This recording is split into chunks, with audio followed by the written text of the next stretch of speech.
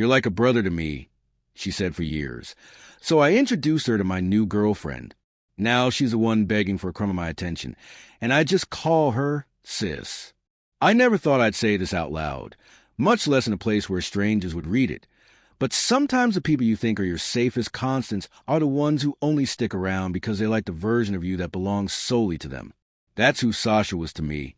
For 10 years, she was my best friend, my ride or die, the only woman who really gets me. But every single one of those labels came packaged with the same response from her. Whenever someone hinted there was something more going on, "Oh, God, no. He's like a brother to me." She didn't say it lightly either. She said it with the confidence of someone who needed the distance to be publicly stated, stamped, notarized, laminated, and framed. For her, that sentence was her shield. For me, I didn't realize until recently. It was a leash. I never challenged it. Not once. And I swear, I'm not one of those guys who secretly plots to escape the friend zone or thinks being nice earns you romance points. I accepted her words because I genuinely saw her as my closest friend. At least I thought I did. It's wild how hindsight rewires every memory you thought you understood. Everything started shifting for me earlier this year. I met someone. Her name's Megan. And I'll be real with you, I didn't expect her. I didn't expect to click with someone so fast or feel so deeply so soon. And I definitely didn't expect my best friend to react the way she did. But before I get there, you need the whole context. I've known Sasha since college. Freshman orientation. Same major. Same sarcastic sense of humor. Same hatred for group projects where one person does all the work and 4 people do nothing but breathe loudly. We bonded instantly. She became my safe place. The person I could text at 2 a.m. about a bad day or rant to for an hour about literally nothing. We went through breakups, job searches, moves, family issues. She's the first person who saw me cry when my brother got sick. I'm the person who held her hair back when she got drunk at her cousin's wedding and declared loudly that all relationships were scams invented by stationery companies to sell engagement cards. We were close, like really close.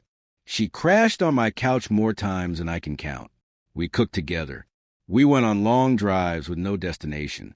We exchanged Christmas gifts every year with stupid inside jokes taped to the wrapping. But there was always this line she drew. Sharp, clear, public. He's like a brother to me. She said it to her friends, to her coworkers, to her family, to her Tinder dates. I remember once, her aunt asked if we were dating, and she nearly gagged before laughing it off. God, no, he's my brother. It stung. Sometimes, not because I wanted her romantically, but because I knew I would never get that kind of emphatic rejection from her for anyone else. She didn't react that strongly when people asked if she was dating her other male friends. It was specific to me, but whatever. She was my friend. That's what mattered. Until things changed. Until Megan. I met Megan at a friend's birthday dinner. She sat across the table from me, and within 10 minutes, we were talking like we'd known each other for years. Same dry humor. Same love for horror movies despite the fact she hides behind a pillow during half the scary scenes. Same weird personality quirk, where we both narrate our own actions like sitcom characters when no one's around. We exchanged numbers at the end of the night, and I swear I didn't even get home before we started texting. It just clicked. Naturally. Effortlessly. I told Sasha a week later, "Hey, I met someone." Her reaction was immediate. A little too quick. A little too cheerful. "I'll look at you finally growing up. Who's the girl?" I laughed it off even though her phrasing was weird. I wasn't finally growing up. She was older than me by 8 months. But I told her everything. How I met Megan. How she made me laugh. How easy everything felt. Sasha listened. Smiled. Encouraged. Or at least that's what it looked like. But something was off. I didn't see it until later. I didn't want to see it. A few weeks into dating, Megan wanted to meet the people closest to me. Naturally, I introduced her to Sasha. I thought it would be easy, fun even. I thought I'd have my best friend and my new girlfriend laughing together, teasing me together, forming friendships that would make life feel more connected, more whole. The first meeting was fine. At least that's what I kept insisting. but the energy was weird. Sasha was smiling, but her eyes weren't. Megan was polite, but tense, and I couldn't figure out why.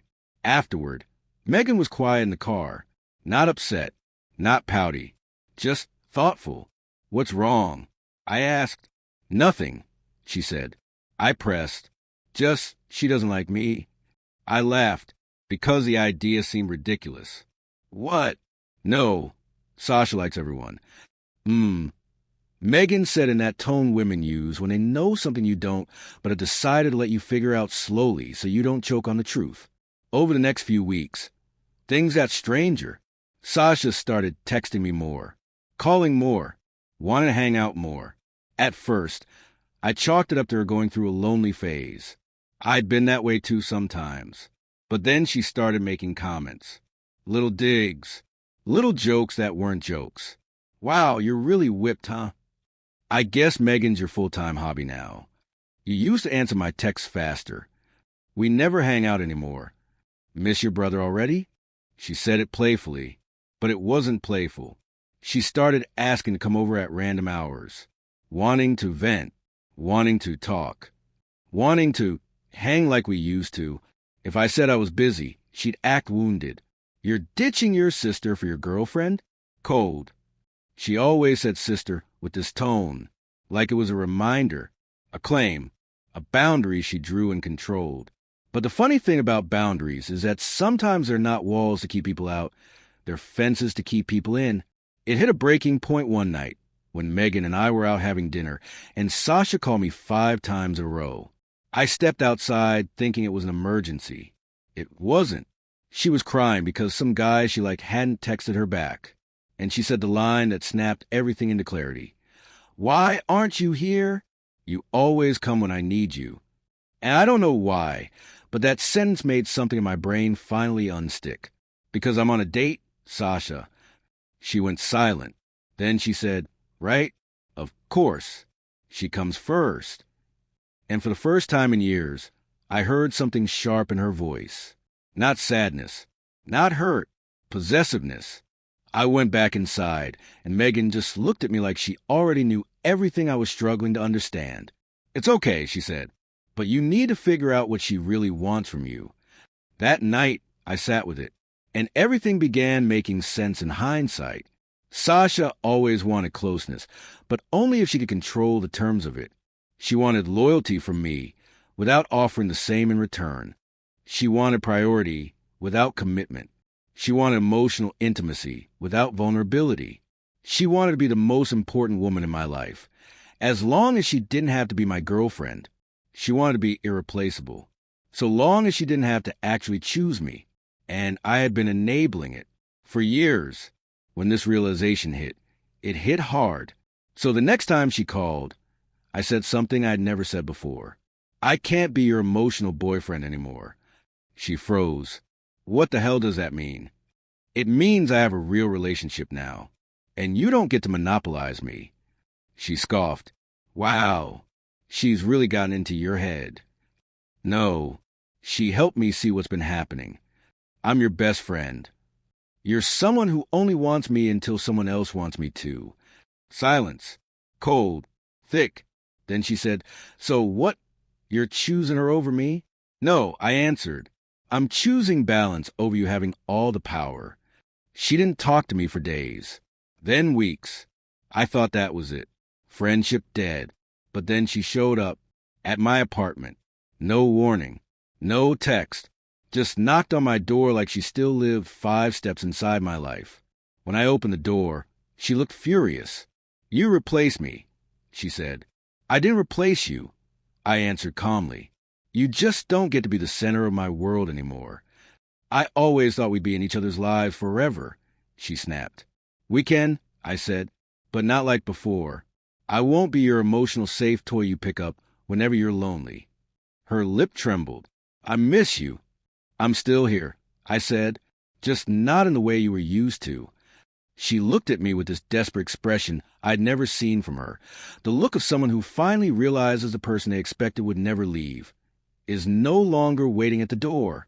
"What am I supposed to be now?" she whispered. "My friend," I said. "Nothing more, nothing less." She shook her head. I don't know how to do that. Then learn.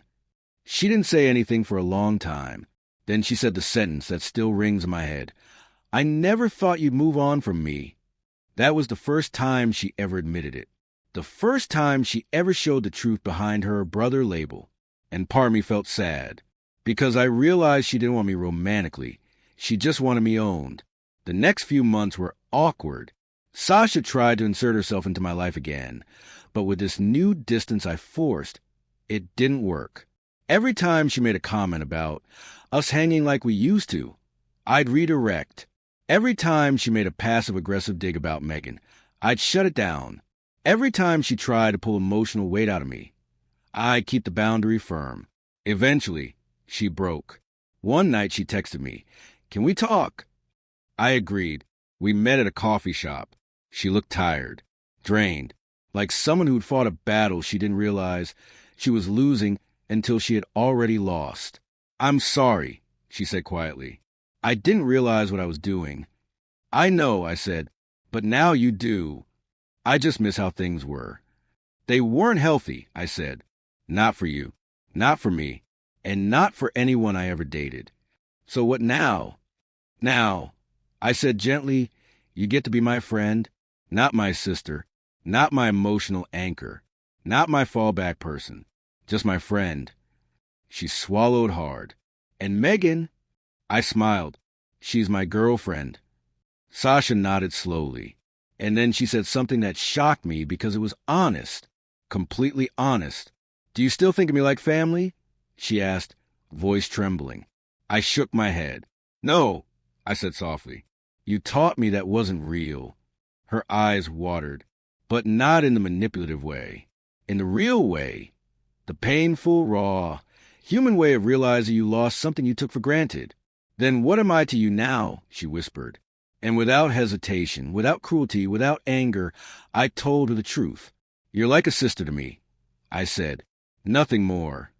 She flinched. She felt it. The irony, the reversal, the full circle punch that she had unknowingly set up years ago. She used that sentence to keep me close. I use it now to set myself free. Since then, we've been, okay, not best friends, not confidants, not emotional lifelines, just friends. Simple, healthy, balanced. Megan and I are still together, still strong, still building something real. And Sasha, she's learning about boundaries, about letting people go when you're not willing to choose them, about not treating people like emotional seat warmers. She apologized to Megan, genuinely. She didn't excuse herself or defend herself. She just said, "I was insecure, and I took it out on both of you."